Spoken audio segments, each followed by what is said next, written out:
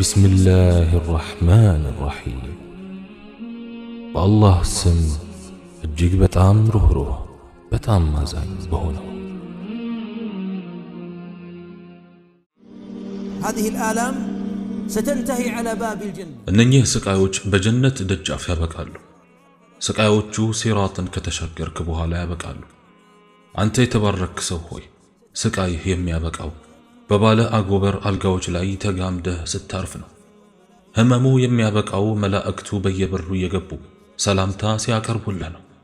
ሰላም ለናንተ ይሁን፣ ይህም እንዳ በመታገሳችሁ ነው። የመጨረሻይቱም አገር ምን ታምር ይሏቸዋል። ህመሞቹ የታሉ? በጀነት መንክር ህመም ያበቃል። ومع غمسة في النار تنتهي الأفراح المزعومة በአንዲት እሳት ውስጥ መነከር የውሸት ደስታዎች ያበቃሉ። ስለዚህ ወዳጆች መልእክተኛው አለይሂ ሰላቱ ወሰላም ለባልደረቦቻቸው አንዳችሁ በአላህ ላይ ጥሩ ጥርጣሬ ሳይኖረው መሞት የለበትም ይሏቸው ነበር። አላህ ሱብሓነሁ ወተዓላ ከምናስበው በላይ እንደሆነ ማሰብ አላህ ከምትገምተው በላይ ታላቅ ነው። ጥራት ይገባውና ሲለግስ አእምሮች በሚያስደምም መልኩ ይለግሳል። ከማትገምተው ሲሳይን ያመጣልሃል፣ ከማትገምተው እድልን ያጎናጽፋል። ኢብራሂም አለይሂ ሰላም እየተቀጣጠለ ወዳለና ወደሚለበልብ እሳት ሲወረወሩ ከአዛኙ ጌታ እንጂ ከማንም እርዳታን አልከጀሉ። አላህ ሱብሓነሁ ወተዓላ በቂያችን ነው፣ ምንኛ ያማረ መመኪያ። ከዚያም አላህ ሱብሓነሁ ወተዓላ እሳት ሆይ በኢብራሂም ላይ ቀዝቃዛ ሰላምም ሁኚ አለ። النار نار إبراهيم هي النار التي عندنا وتحرق ኢብራሂም አለይሂ ሰላም የተወረወሩበት እሳት አሁን የምናውቀው አይነት እሳት ነው። ኢብራሂምን ከእሳቱ ያዳናቸው ጌታ እርሱ ሕያው ራሱን ቻይ የሆነው አላህ ሱብሓነሁ ወተዓላ ነው። ስለዚህ ከአላህ ጋር ሁን። ኢብራሂም አለይሂ ሰላም ሃጀርንና ኢስማኤልን አለይሂም ሰላም አዝመራ በሌለው ሸለቆ ውስጥ አስቀመጧቸው። ውሃ አዕዋፋት በሌሉበት ደረቅ አየርና ተራራዎች ብቻ ባሉበት ቦታ ተዋቸው። ከዚያም ሃጀር እንዲህ አለች፣ አላህ ነው ያዘዘህ? አዎን አሏት። እዩ ምን ያክል በአላህ ላይ እንደተማመኑ፣ በአላህ ላይ መልካም ጥርጣሬን አሳደሩ። ከዚያም ዱዓ አደረጉ። ከዚያም በምድር ካሉ ምርጥ ቦታዎች ቀዳሚ ሆነች። ሰዎች ከየቦታው የሚጎርፉላት የዓለም የደስታና የልቀት ማዕከል ሆነች መካ። ቤተሰባቸውን ጥለው ሲሄዱ አላህ ሱብሓነሁ ወተዓላ እንደሚጠብቃቸውና እንደሚመግባቸው እንዲሁም ወደዚያች ምድር የመልካም ነገር ፍሬዎች ሁሉ እንደሚያመጣ ባለ ሙሉ እምነት ነበሩ። ሙሳ አለይሂ ሰላም ውሃው ፊት ለፊታቸው፣ ፍርዓውንና ሰራዊቱ ከኋላቸው፣ ተራራዎች በስተቀኝና በስተግራ በኩል አሉ። የውሃው ከፍታ ማዕበሉም አለ። ህዝቦቹም ሊደርሱብን ነው እያሉ በፍርሃት ተወረሩ። ነገር ግን በማን ነው የሚመሩት? ከፊት ሆኖ የሚመራቸው ማን ነው? በአላህ ላይ የተማመነ ሰው፣ ተስፋውን በአላህ ላይ የጣለ በፍጹም አይደርሱብንም፣ አላህ ከኔ ጋር ነው አሉ። ባህሩን መታ አደረጉት። ከዚያም ለሁለት ተከፈለ። ይህ በአላህ ላይ መተማመን ነው። በአላህ ይሁንብኝ። አንድ ሰው ነቢያቶች በጌታቸው ላይ ያላቸውን ያክል በጌታው ቢተማመን ምንም በር አይዘጋበትም። ወላሂ በልቡ ጭንቀት አያልፍም። የምስጋና የደስታ የመተማመን እንባን እንጂ የቁጭት እንባን አያነባም። ነገር ግን በአንዳንድ የደከሙና በሐዘን ዳርቻ ላይ ቆመው ተደረሰብን እኮ የሚሉት ልቦች ከተውሂድ በመራቃቸው ነው። ሁሉንም ነገር አጣህ፣ ገንዘብ አጣህ፣ ጤና አጣህ። ወንድሜ አላህ እኮ ክፋትን አይፈጥርም። አላህ ሱብሓነሁ ወተዓላ በእያንዳንዱ መስጠትና መውሰድ ጥበብ አለው። አላህ አንድን ባሪያ እየወደደ ሊወስድበት ይችላል። አንድ ባሪያ እየጠላው ሊሰጠውም ይችላል። አላህ ሱብሓነሁ ወተዓላ መውሰዱ ልግስና ነው። አንዳንድ ሰው አላህ ሱብሓነሁ ወተዓላ አይኖቹን ሲወስድበት፣ ገንዘቡን ሲወስድበት፣ ልጆቹ ከሰውነቱ አካላት የተወሰኑት እግሮቹ ቢቆረጡ፣ ደሙ ቢፈስ የሚረበሻል። ነገር ግን በላጩ ተግባር በምስጋና ምላስን ማንቀሳቀስ ነው። ምክንያቱም አላህ ያያል፣ ንግግርህን ይሰማል፣ እንባህን ያያል። እርሱም ዘንድ ያለህን ቦታም ከፍ ያለ በመሆኑ በላ ያፈስብሃል። አንድ አማኝም የእምነቱን ያክል ይፈተናል። ሙእሚን እምነቱ ጠንካራ ከሆነ በሱ ላይ የሚወርደው ፈተናም ከበድ ይላል። ለምን? ምክንያቱም የአላህ ወዳጆች የአላህ ወልዮች ዱንያ ስጦታቸውና መኖሪያቸው እንድትሆን አላህ ሱብሓነሁ ወተዓላ አልወደደም። ለዚህም ነው ሙሐመድ ሰለላሁ ዐለይሂ ወሰለም ከዱንያ አበባዎች ምንም አልተሰጡም። እቤታቸው 2.5 በ3.5 ሜትር ነው። እቤታቸው እንደ ማንኛውም ሰው ቤት ነው፣ እንዲያውም ያንሳል። ለምን የኡሑድን ተራራን የሚያክል ወርቅ አልሰጣቸው? ለምን የጽዳታቸውን ያክል ወርቅ አልሰጣቸው? ምክንያቱም አላህ ሱብሓነሁ ወተዓላ ወደዳቸው። አላህም ሱብሓነሁ ወተዓላ አንድን ባሪያ ከወደደ ሽልማቱ አኺራዊ ምንዳን ያደርግለታል። ምክንያቱም ዱንያ አላቂ ነችና። ዱንያ አላቂ ነች። አንተ በስቃይ ውስጥ ያለው አዋቂ ከሆነው ጌታ ፊት ስለሆንክ አደብ አድርግ። የወሰደብህ ስለሚወድህ ሊሆን ይችላልና እንዴት በሚወድህ ጌታ ላይ ትበሳጫለህ? ትክክለኛ አማኝ እኮ አላህ ሱብሓነሁ ወተዓላ የሆነ ነገር ሲወስድበት ድምፁን መስማት ስለፈለገ እንደሆነ አድርጎ ያስባል። መልካም አሳቢ ማለት የተወሰደበት ነገር ለበጎ እንደሆነ ያምናል። አላህ የፈቀደው እንደሆነ ያምናል። አላህ የሻው እንደሆነ ያስባል። ፈራጁ እሱ እንደሆነ ያስባል። አላህ አንዴ የወሰነ እንደሆነ ወስኗል። ስለዚህ ምን አስጨነቀ? አንዳንዶቻችን ከቀደር ጋር አንስማማም። እንዲህ ባደርግ ኖሮ እንዲህ ባልሆነ ነበር እያለ ይበሳጫል። ፍሬን ቢይዝ ኖሮ አደጋ ባልፈጠርኩ ነበር፣ እጅን ባልዘረጋባት ኖሮ ፍቺ ባልተፈጠረ ነበር፣ በእንዲህ መልኩ ብነግድ ኖሮ ባልደህየሁ ነበር፣ ቢሆን ኖሮ። ይህ ሸይጣናዊ ስልት ነው። ይህ የሸይጣን በሮች መክፈቻ ቁልፍ ነው። ማለት ያለብህ የአላህ ውሳኔ ሆነ፣ የሻውም ፈጸመ። ቀደረ አላህ ወማ ሻአ ፈዓል። አንዳንዱ እግሩ መቆረጡን፣ ልጁ መሞቱን፣ ከሥራ መባረሩን፣ ከትዳር መፋታቱን፣ ገንዘቡ መበተኑን፣ አይኑ መጥፋቱን፣ በስኳር በሽታ መያዙን፣ የደም ግፊቱን፣ ኮሌስትሮል፣ ስትሮኩን፣ አካላዊ ድክመቱን ይጠላል። ነገር ግን አላህ ሱብሓነሁ ወተዓላ የገይብ ወይም ሚስጥራዊ መዝገብን ገልጦ ቢያሳየህ ወላሂ አላህ የመረጠልህን እንጂ የራስህን አትመርጥም ነበር። ወላሂ አላህ የመረጠልህን እንጂ ሌላን ባልመረጥክ ነበር። ምክንያቱም ጥበበኛው እሱ ነው፣ አዋቂው እሱ ነው፣ አዛኙ ሩህሩሁ እሱ ነው። ስለዚህ አትጨናነቅ። አንተ የአላህ ባሪያ ሆይ አትጨናነቅ። አንድ ሰው ከዓለማችን ትላልቅ ሰው ለመሆን ከጥበበኞች አንዱ ለመሆን ጥሩ አሳቢ ሊሆን ይገባል። ጥበብ በጥሩ እሳቦት ሜዳ ላይ ይበቅላልና፣ ጥሩ አሳቢ ያልሆነ ደግሞ ጠፍቶ ሰውን ያጠፋል። ስለዚህ አንተ ማድረግ ያለብህን ብቻ አድርግ፣ ማድረግ የሌለብህን ደግሞ ተው። በእያንዳንዱ ህመም ውስጥ ተስፋ እንዳለና በሁሉም ችግሮች ውስጥ ስጦታ እንዳለ ታገኛለህ። እንደ አዕዋፋት እንሁን እስቲ። ወፍ በአላህ ላይ ተወኩል አድርጋ ነው ቀንዋን የምትጀምረው፣ ከዚያም እሱ ይረዝቃታል። አንዳንድ ሰው በኢኮኖሚ ዘርፍ አርቆ አሳቢና በእቅድ አወጣጥ ብልህም ሆኖ በአላህ የሚመካ ሰው ታያለህ። ንግድ ሲላሽቅ ሰውየው ተረጋግቶ ታየዋለህ። ከጭንቀት በኋላ እፎይታ አለ ሲል ትሰማዋለህ። የአክሲዮን ገበያ መውረዱን እያየ ሰውየው ብዙ ሲገዛ ታየዋለህ። እንዴ ለምን መውረዱን እያወቅ ትገዛለህ ሲባል ከፍ ማለቱ አይቀርም ይላል። እንዴት አወቅ ስትለው በአላህ እተማመናለሁ ይላል። የዱንያ ነገር ሁሌም እንዲህ ነው። እፎይታ በውስጧ ዘላቂ አይደለም። መከራም እንዲሁ። ሁሌም ሰላም የለም፣ ሁሌም ጭንቀት የለም። የኡማችን ጉዳይ እንኳን ብታዩ አንዴ ከፍ ብላ የነበረችው አሁን ዝቅ ብላለች። የጌታዋን ትዕዛዛት በመጣሷ ወርዳለች። ከዚያም ከፍ ማለቱ አይቀርም። ትዕዛዙን ስታከብር ትልቃለች። ከዚያም መውደቁ አይቀርም። የዱንያ ነገር እንዲህ ነው። ሁሉም በአንድ ሁኔታ ላይ እስከ መጨረሻው አይዘልቅም። አንተ ብቻ በሱ ያለህን እምነት ከፍ አድርገው። ሁሉም ነገር በእጁ መሆኑን አስታውስ። የህዝቦች ከፍ ማለትን ዝቅ ማለትን በእጁ ነው። የኢኮኖሚ ከፍታና ዝቅታ በሱ ነው። አንተ ብቻ በሱ ተማመን። ዛሬ የታጣ ነገ ተመልሶ እንደሚመጣ እወቅ። ዛሬ የታጣ ነገ ይመለሳል፣ ይበልጥ አምሮም ይመጣል።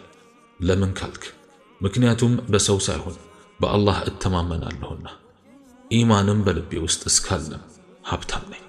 አንተ አላህ ባሪያ፣ አንተ ፈተናው የረዘመብህ ሆይ ምናልባት የፈተናህ መርዘሙ በጀነት ለሚገጥምህ የደረጃ ከፍታ ትዕግስት የሚያስፈልገው በመሆኑ ሊሆን ይችላል።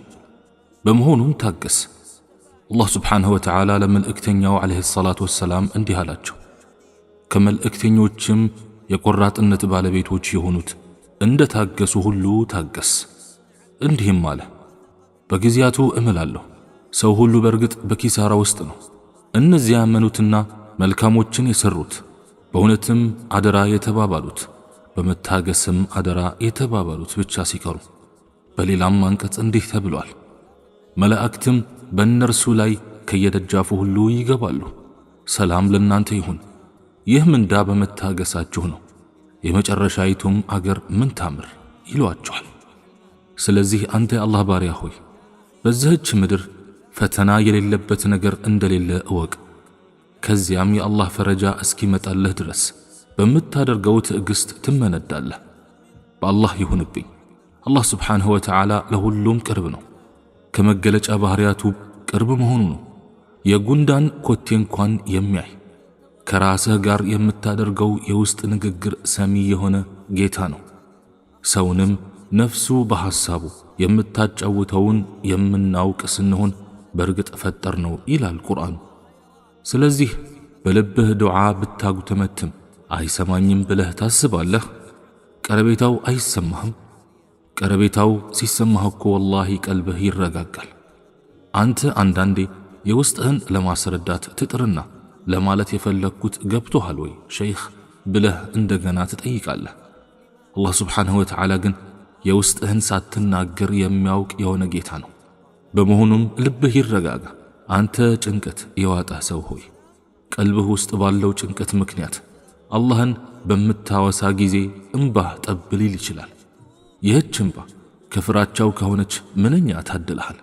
አንዳንዱም የበላእ ማዕት ካልወረደበት ቀጥ የማይል ሰው አለ።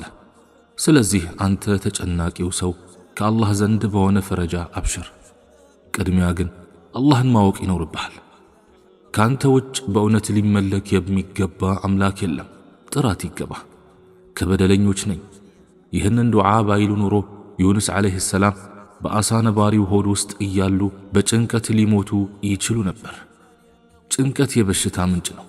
ልክ እንደ ስኳር፣ የደም ግፊት፣ ስትሮክ፣ የልብ በሽታዎች። ስለዚህ ይህ የብዙ በሽታ መንስኤ የሆነው ጭንቀት ለማስወገድ ብቸኛ መፍትሄ እጆችን ወደ አላህ መዘርጋት ነው። ከዚያም ጭንቁን ወደ ደስታ ይቀይረዋል። ሐዘኑንም አስወግዶ ልብህን ያረጋገዋል። ነገር ግን አላህን በደስታህ ጊዜ ታውቀዋለህን? በደስታው ጊዜ አላህን ያስታወሰ በጭንቁ ጊዜ አላህ ያስታውሰዋል። ስለዚህም ነው ዩኑስ ዓለይሂ ሰላም ከአጥሪዎች ባይሆኑ ኖሮ እዛው የዓሣ ነባሪ ሆድ ውስጥ በቀሩ ነበር። በላእ ደርሶባቸው ማጥራታቸውን አላቆሙ። ለቅጽበት እንኳን ተስፋ ስለመቁረጥ አላሰቡም ዩኑስ ዓለይሂ ሰላም። ምክንያቱም አላህን ስብሓንሁ ወተዓላ ያውቁታልና። አንዳንዱ በላእ የደረሰበት ሰው ዱዓ አድርግ ስትለው እረ ስንት ያድርግ ያለው ይላል። ቁርአኑንም ሞክረን ፋይዳ የለውም ይላል። ቆይ ወንድሜ፣ ቁርአን በግማሽ ልብ ልሞክረው ብለህ ሳይሆን ሙሉ እምነቱን አሳድረህ ልትጠቀምበት የሚገባ ፈውስ ነው። አሁንም ብሶቱን ይቀጥላል። ሐኪም ጋር ሄድኩኝ፣ እዚህም እዚያም ሞከርኩኝ፣ ግን ምንም መድኃኒት አልተገኘም ይላል። ከዚያም አጉል የሞት እሳቤን ያስከትላል። ምን ነው ይህን ሳላይ በሞትኩኝና ባረፍኩኝ ይላል። በእንዲህ አይነት ሁኔታ ብትሞት እረፍቱን ባታገኝስ ወንድሜ? ስለዚህ ዱዓው ተቀባይነትን የሚያገኝ ማን ነው? ያ በዱዓው ላይ ችክ የሚል በገሃድም ሆነ በግልጽም የሚለምን ከዱዓው ጋር አብሮ አላህን የሚያጠራ ነው። ነቢዩላህ ዩኑስን ዓለይሂ ሰላም ተመልከቱ። የአላህን አንድነት አወሳ፣ ከዚያም አጠራ፣ ከዚያም ኃጢአቱን አመነ። በተመሳሳይ መልኩም ነቢዩላህ አደም ዓለይሂ ሰላም እንዲህ ብሎ ዱዓ አደረጉ። ጌታችን ሆይ ነፍሶቻችንን በደልን፣ ለእኛ ባትምር ባታዝንልንም በርግጥ ከከሳሪዎቹ እንሆናለን አሉ። ጥፋትን ማመን ምንኛ ያምራል። አንተ ሙስሊም ሆይ ጥፋትህን እመን። ምናልባት የጭንቅህ ምንጭ ጥፋትህ ሊሆን ይችላል። ብዙ ጊዜም የሙሲባዎቻችን መንስኤ ወንጀሎቻችን ናቸው። አላህም ይቅር ባይ ጌታ ነው። ስለዚህ ሐዘንህንና ጭንቀትህን ለማከም በዋናነት ከአላህ ስብሓንሁ ወተዓላ ጋር ያለህን ግንኙነት አስተካክል። የላቀው ዕውቀት ከአላህ ውጭ ሌላ አምላክ አለመኖሩን ማወቅህ ነው። ከዚያም ለጥፋትህ ምህረትን ጠይቅ። የዓሊሞችን ምሳሌ እንውሰድ። አንዳንድ ዓሊም አለ በስንት በሽታ እየተሰቃየ ከአላህ ውጭ ለማንም ትንፍሽ ያላሉ። ምናልባትም ለብዙ ዓመታት በካንሰር እየተሰቃዩ ወዳጆቻቸው፣ ቤተሰቦቻቸው የማያውቁ ይኖሩ ይሆናል። በድብቅም አላህን ዱዓ ያደርጋሉ። አላህ ሆይ በሕይወት መቆየቴ ለኔ ኸይር ካለው አኑረኝ፣ መሞቴም ኸይር ካለው ግደለኝ ይላሉ። ሱብሓነላህ። ስለዚህ አላህን እወቅ። በቀልብህ ውስጥ ያለው የጭንቅ ተራራ ይበተናል። በአላህ ይሁንብኝ፣ ሐዘኑም ይወገዳል። ከዚያ በኋላ ሐሳብ እንኳን ቢመጣብህ ፈገግ ትላለህ። ከታቢዕዮች አንዱ ልጁ ሲሞትበት ፈገግ ብሎ ጣፋጭ ምግቦችን ያድል ነበር። ከዚያም ለምን ፈገግ ትላለህ ሲሉት እሱም አላህ ልጄን ሰጠኝ፣ ከዚያም ወሰደው። እሱ ሲሰጠኝ እንደተደሰትኩት ወደ እሱ ሲመልሰውም መደሰት የለብኝም ወይ አለ። ስለዚህ ወዳጆቼ አላህን ማወቅ ለሁሉም ችግር መፍትሄ ነው። ለዚህም ነው ከመሬት በታች ስንገባ መጀመሪያ የምንጠየቀው ጥያቄ ጌታህ ማን ነው የሚለው ጥያቄ ነው። መልሱም ከመሬት በላይ እያለን የነበረን የጥናት ቆይታ የሚወስነው ይሆናል። አንዳንዶቻችን 40 ወይም 80 ዓመት ኖረን አላህን የማናውቃለን። ማስረጃውም ሙሲባ በገጠመው ጊዜ ይጮሃል፣ ተስፋም ይቆርጣል፣ ለፍጡራን አቤቱታውን ያቀርባል። እንዲህ በሆነ እንዲያ በሆነ እያለ ብሶቱን ያወራጫል። በቀዳእና በቀደር እምነትህ የታለ? ወላሂ ሁሉም ነገር አላህ የጻፈው ነው የሚሆነው። በዚህ ዓለም በአጋጣሚ የሚሆን ነገር የለም። በበርካታ ቀልቦች ውስጥ ያረፈው ጭንቀት ምክንያቱ አላህን አለማወቅ ነው። ፈውሱ ደግሞ የተውሂድን ፈለግ እንደገና ማጥናት ነው። አላህን እስከነስሞቹና ባህሪያቶቹ ማወቅ። እንዳልኩህ አላህ ቅርብ ነው። ስትለምነው ግዴታ ሰዎች በሚሰሙህ መልኩ መሆን የለበትም። በዝምታም ካደረክ ሰምቶህ ዱዓህን ይቀበላል። ስለዚህ ለምን ታዝናለህ? ጭንቀትህንና ሐዘንህን እንዲያስወግድልህ ከልብህ ለምነው። ቁርአኑንም እንዲህ ይላል፣ ወይም ያ ችግረኛን በለመነው ጊዜ የሚቀበል መከራንም የሚያስወግድ በምድርም ላይ ምትኮች የሚያደርጋችሁ ይበልጣልን? ወይንስ የሚያጋሩት ከአላህ ጋር ሌላ አምላክ አለን? ጥቂትንም አትገሰጹ። ወዳጆቼ ሌላኛው ከጭንቀት መድኃኒቶች ውስጥ አንዱ ዱዓ ነው። ይህን የነቢያችን ዓለይሂ ሰላቱ ወሰላም ሐዲስ ትኩረት ሰጥተነው ይሆን? ትኩረት ሰጥተነው እንወቀው፣ አውቀነውም በቃላችን እንያዘው። ቤተሰብ ኖሮት ይህን ዱዓ ያላወቀ ሰው ጭንቀትና ሐዘን በቀላሉ ይጫወትበታል። ይህ ሐዲስ ጋሻ ነው። ነቢያችን ዓለይሂ ሰላቱ ወሰላም ጭንቅን የምናስወግድበት ሐዲስ አስተምረውናል። እንዲያውም በጭንቁ ቦታ ደስታን ያስከትላል። ሐዲሱም ሶሒሕ ነው። ሙስሊም ሁሉ ይህን ሐዲስ በቃሉ የመያዝ ግዴታ አለበት። የአላህ መልእክተኛ ዓለይሂ ሰላቱ ወሰላም እንዲህ አሉ፣ አንድ የአላህ ባሪያ ጭንቀትና ሐዘን ሲገጥመው ይህን ዱዓ አይልም አላህ ጭንቀቱንና ሐዘኑን ቢያስወግድለትና በምትኩም ደስታን ቢለግሰው እንጂ። አላህ ሆይ እኔ ባሪያህ የባሪያህ ልጅ ነኝ። ማንነቴ ባንተ ቁጥጥር ስር ነው። ውሳኔክ በእኔ ላይ ተፈጻሚ ነው። ፍርድህም ፍትሃዊ ነው። እኔም ያንተ በሆኑት ራስህን በሰየምክበት ስሞችህ ሁሉና በመጽሐፍም ውስጥ በጠቀስከው አንተ ዘንድም ብቻህን ባወቅከውና ከፍጥሮችህም ለማንኛውም ባሳወቅከው ስሞችህ እለምንሃለሁ። ቁርአን የልቤ ጸደይ፣ የውስጤም ብርሃን፣ የሐዘኔን ማስወገጃ፣ የጭንቄን ማጥፊያ እንድታደርግልኝ እለምንሃለሁ። አላሁ አክበር። ጭንቀት ይወገዳል ብቻም ሳይሆን በምትኩም ደስታ ይፈጠራል። ወላሂ የዚህ አይነቱ ደስታ ልዩ ስሜት ነው የሚፈጥረው ቀልብ ውስጥ። ቁርአን ልብን ያረጥባል፣ ጭንቅን ያባርራል። የሆነ ጊዜ ሪያድ ውስጥ በሚገኝ አንድ ትምህርት ቤት አንድ ልጅ ነበር። አስተማሪው ለተማሪዎቹ መናፈሻ ቦታ እንዲስሉ ጠየቃቸው። ከዚያም ሁሉም መሳል ጀመሩ ከዚህ ልጅ በስተቀር። ቁርአንን መሳል ጀመረ፣ ያስጌጠውም ያዘ። ከዚያም አስተማሪው አይቶት አንተ ልጄ ሆይ ይህ እኮ ቁርአን እንጂ መናፈሻ አይደለም አለው። ከዚያም ቁርአን እኮ የልብ መናፈሻ ነው ትላለች እናቴ አለ። ማሻአላህ ምንኛ ያማረ አስተዳደግ ነው ያሳደገችው እናቱ። እውነተኛው የአትክልት ስፍራ አይን የሚመለከተው አይደለም፣ ልብ ውስጥ የሚበቅለው ነው እንጂ። ስለዚህ አንዳንዱ በትካዜ ውስጥ፣ በድብርት ውስጥ፣ በፍርሃት ውስጥ ታየዋለህ። አንዳንዱም ደግሞ ፈገግ ብሎ ተረጋግቶ ነፍሱ ሰክና ታየዋለህ። ሌሎቹ አለቀልን፣ ተስፋ ቆረጥን ይላሉ። ይህ ሰው ሲቀር አብሽሩ ይላል። በአላህ ይሁንብኝ አላህን ስለሚያውቅ ነው። ስለዚህ ዱዓ ከዋነኛ መፍትሄዎች አንዱ ነው። ይህን ሐዲስ ከልብ አስተውለውማ ነቢዩ ዓለይሂ ሰላቱ ወሰላም ለዓኢሻ ረዲየላሁ ዐንሃ እንዲህ አሏት፣ በጭንቅ ጊዜ የምትያቸውን ቃላት ላስተምርሽ? አዎን አንቱ የአላህ መልእክተኛ ሆይ አለቻቸው። አላህ አላህ ጌታዬ ነው፣ በሱ ምንም አላጋራም በይ። በሌላም ዘገባ ነቢዩ ዓለይሂ ሰላቱ ወሰላም እንዲህ አሉ፣ ልብ በሚደነግጥ ጊዜ የሚያረጋጋ ቃል ላስተምርሽ? እጅሽ ደረትሽ ላይ አድርገሽ አላህ አላህ ጌታዬ ነው፣ በሱ ምንም አላጋራም በይ አሏት። አንዳንድ ይህን ሐዲስ የፈሰሩ ሙፈሲሮች እንዳሉት እጅን ደረት ላይ አድርጎ ይህን ዱዓ መባሉ ቁርአን ውስጥ የተጠቀሰ ነው። ይህም አላህ ስብሓንሁ ወተዓላ ለሙሳ እንዲህ ብሎ ባዘዘው ጊዜ ማለት ነው። ክንፍህንም ከፍርሃት ለመዳን ወደ አንተ አጣብቅ፣ በፈራ ጊዜ በደነገጠ ጊዜ ቀልቡ ይረጋጋ ዘንድ እጁን ደረቱ ላይ አደረገ። እነሱም እነዚያ ያመኑ ልቦቻቸውም አላህን በማውሳት የሚረኩ ናቸው። ንቁ፣ አላህን በማውሳት ልቦች ይረካሉ ይላል ቁርአኑ።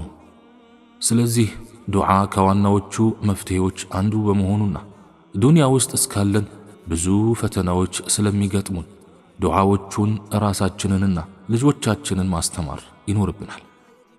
ከመፍትሄዎቹ ሌላኛው መፍትሄ ደግሞ ጭንቁ ወይም ሐሳቡ አንድ ብቻ አድርገው። እንዴት ከተባለ ለምሳሌ አንዱን ምንድነው ያሳሰበህ ብትለው የልጆቼ መጪ ህይወት ጥሩ እንዲሆን እፈልጋለሁ፣ መርካቶ ውስጥ መሬት መግዛት እፈልጋለሁ፣ ልጆቼን መዳር እፈልጋለሁ፣ መኪና መግዛት እፈልጋለሁ፣ ባለ 4 መኝታ ቤት መግዛት እፈልጋለሁ እያለ ሳያስበው ወደ ማልቀስ ይንደረደራል። አላህ ይዘንልህና ይህ ሁሉ በማን እጅ ነው? በአላህ እጅ አይደለም? እነኚህ የተበታተኑት ጭንቀቶች አንድ አድርጋቸው። እሱም የአኺራ ጭንቀት። ጭንቁ አኺራ ብቻ ያደረገ ሰው አላህ ከዱንያ ጭንቀቶች ይገላግለዋል። ወላሂ ሐዘን ውስጥ የሰመጥ ነው፣ በጭንቀት የተዋጥ ነው ዱንያ ትልቁ ሐሳባችን ስላደረግናት ነው። ልጆቼ አሳሰቡኝ እኮ፣ ልጆቼ አላደጉልኝም እኮ፣ ደሞዜ አልበቃኝም፣ ቶሎ ጡረታ መውጣት ፈልጋለሁ፣ ልጆቼ ገንዘቤ አይበቃቸው እያለ ያጉረመርማል። ወንድሜ ለጋሱ እኮ አላህ እንጂ አንተ አይደለህም። እሱን አስደስት እንጂ እጥፍ ድርብ አድርጎ ያስደስታል፣ ይረዝቃል። ለዚህም ነቢዩ ዓለይሂ ሰላቱ ወሰላም እንዲህ አሉ፣ ዱንያ የዘወትር ሐሳቡ የሆነ አላህ ሐሳቡን ይበታትንበታል፣ ድህነትንም በሁለቱም አይኖቹ መሃል ያደርገዋል። ምንም ያህል ቢለፋ ከዱንያ የሚያገኘው አላህ ከከተበለት ውጪ አይደለም። አኺራ የዘወትር ሐሳቡ የሆነ አላህ ጉዳዩን ሰብሰብ አድርጎለት ያረጋገዋል። መብቃቃቱን ሀብቱን ልብ ውስጥ ይሞላለታል። ለዱንያም ምንም አይነት ስጋት ልብ ውስጥ አይገባም። ዱንያም አፍንጫዋ መሬት ላይ እየጎተተች በግዷ እርሱ ስር ትሮጣለች። ስለዚህ ሐሳብህ ሁሉ አኺራ ይሁን። አላህ ከዱንያ ጭንቅ ያብቃቃሃል። አንዳንዶቻችን የሥራ ሰዓት እንዳያልፈን ጠዋት አላርም እናደርጋለን፣ ለሱብሒ ሰላት ግን አንጨነቅም። ይህ ሞት ነውና አላህ ጽናቱን ይስጥህ እንድልህ ፍቀድልኝ። አንተ ለሪዝቅህ በጠዋት ተነሳ፣ ሪዝቁን የለገሰህ ግን ዘነጋኸው። ለፍጡር በጊዜ አነጋህ፣ ፈጣሪህን ግን ዘነጋኸው። በዱንያ ውስጥ መስራት መልፋት፣ ከላብህን ጥብጣቢ መብላትህ መልካም ነው። ነገር ግን የአላህን ሐቅ መጠበቅ አለብህ። ስለዚህ ሞባይልና ላፕቶፕ ፎርማት እንደሚደረገው ቀልብህን ፎርማት አድርገው።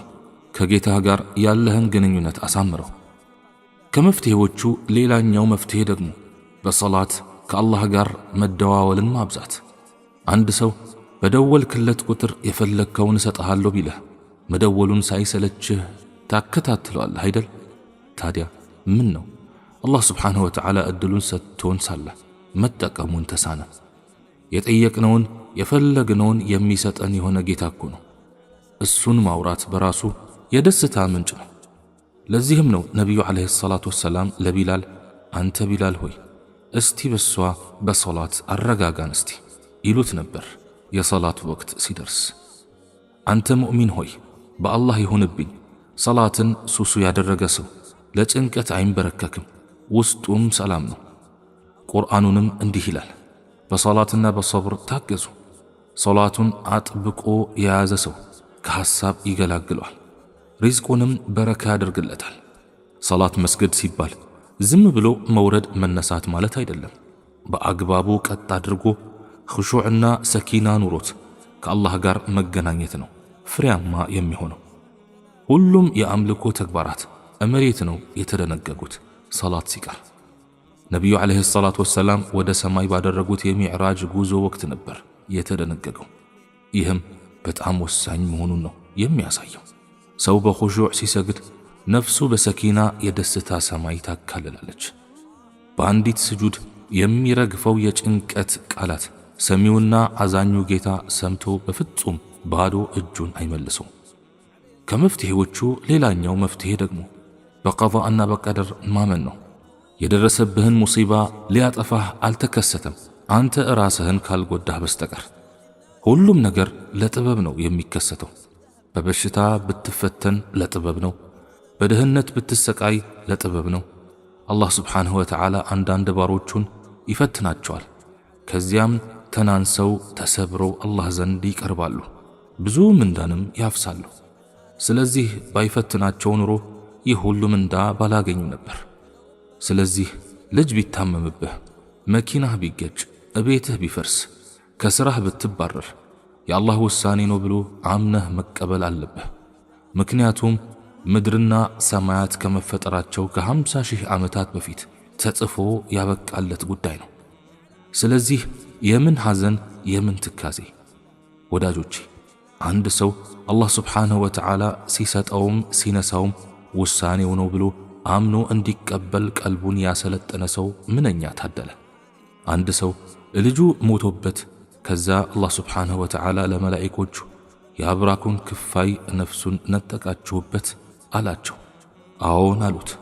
ከዚያስ ምን አለ ሲላቸው አመሰገነ፣ እኛም የአላህ ነን ወደ እሱም ተመላሾች ነን አለ አሉ። ከዚያም ለባሪያዬ ጀነት ውስጥ ቤት ገንቡለት፣ ስሙም የምስጋና ወይም አልሐምድ በሉት አላቸው። ሱብሓነላህ። ስለዚህ በገጠመህ ነገር ብትበሳጭ፣ ብትናደድ፣ ብታዝን ምን ታመጣለህ? ምንም። ባይሆን በውሳኔ ከረካህ አላህ ያስደስትሃል፣ ከተናደድክም ንዴቱ ያርፍብሃል። አንዱ ሐኪም በሚሰራበት ሆስፒታል በርካታ ታማሚዎችን ያስተናግዳል። አንዱ ታማሚ ሙሉ ምርመራ ካደረገለት በኋላ ውጤቱ የከፋ በመሆኑ ለመናገር ፈራ። ከዚያም ታማሚው የሐኪሙን ፍርሃት ከፊቱ ላይ አንብቦ ዶክተር ምንም ይሁን ምን ውጤቱን ሳትፈራ ንገረኝ አለው። ከዚያም ካንሰር ነው አልኩት አለ። አልሐምዱሊላህ አለ። ለአላህ ምስጋና ይገባው። ሱብሓነላህ። አንዳንዱ ደግሞ ገና ጥርስህ መውለቅ አለበት ስትለው ነፍሱ የምትወጣ ያክል ይርበተበታል። ሰዎች የአላህን ውሳኔ የሚቀበሉበት አቀባበል ይለያል። ምክንያቱ ደግሞ ይህ አላህን ያውቃል፣ ያ ደግሞ አላህን በቅጡ አያውቅም። ከመፍትሄዎቹ ሌላኛው መፍትሄ ደግሞ ከአላህ ጋር መገለል። ስለ ሰላት አወራን። አሁን ደግሞ ይበልጥ ጠለቅ ብለን ከአላህ ጋር መገለል ያስፈልገናል። ከፍጡራን ጋር ተቀምጠን ቀልባችንን ጭንቀት ሞሉት። በተሰጡን ጸጋዎች ተመቀኙን። ዋትሳፕ፣ ትዊተር፣ ፌስቡክ ሁሉ የማህበራዊ ሚዲያዎችን ተመለከትን። ከጭንቀት ውጭ ምንም አልጨመሩልንም። እስቲ ወንድሜ ከፍጡራኑ ራቅና ሰላትን በወቅቱ ሰግደህ ከአላህ ጋር ገለል በል። የውስጥህ አሰማው። ሌሊት ሰዎች በተኙበት ተነስተህ ከአላህ ጋር ገለል በል። ዱንያንና ጭንቀቶቿን እርሳ። ያኔም አልቅስ። ጌታዬ ሆይ በል። ወላሂ ይህ ስክነት ኢማንና እርጋታን ያወርሳል። አንዳንዱ ፊቱ አብርቶ ውስጡ ሰክኖ ካየኸው ከአላህ ጋር በመገለሉ ያገኘው የብርሃን ውጤት መሆኑን እወቅ። አንዳንዶቻችን ሌሊት አንነሳም፣ በጀማዓ ሰላት አንሰግድም፣ ቁርአንን በተርቲልና በማስተንተን አንቀራም። ከዚያ ጨነቀን፣ ሆድ ባሰን፣ ሐዘን ጨረሰን እንላለን። ሁሌም እንዲህ በል፣ ከአንተ ውጭ በእውነት ሊመለክ የሚገባ አምላክ የለም፣ ጥራት ይገባ፣ ከበደለኞች ነኝ። እወቅ ወንድሜ፣ አመፁ ላይ የሙጥኝ ካልክ የደስታ መርከብ በቀልብህ ዳርቻ ላይ ሳያርፍ ይሄዳል። ለምን ቢባል አላህን ያመፀ ሰው ደስታ መነፈጉ የአላህ ፍትሃዊ ተግባር ነው። ሊሰጠው ይችላል፣ ነገር ግን ሊያረካው ሳይሆን ሊያጎሳቁለው እንጂ። ስለዚህ ከሚሰጥህ ጋር ደስታን ከፈለክ፣ ጭንቅና ሐዘን እንዲወገድ ከፈለክ ወደ አላህ በተሰበረ ልቦና ከፈጸምካቸው ጥፋቶች ተጸጻች ሆነህ ተመለስ። ስክነት ይገጥመሃል፣ ደስታውም ሐዘኑን ይተካል በአላህ ፍቃድ።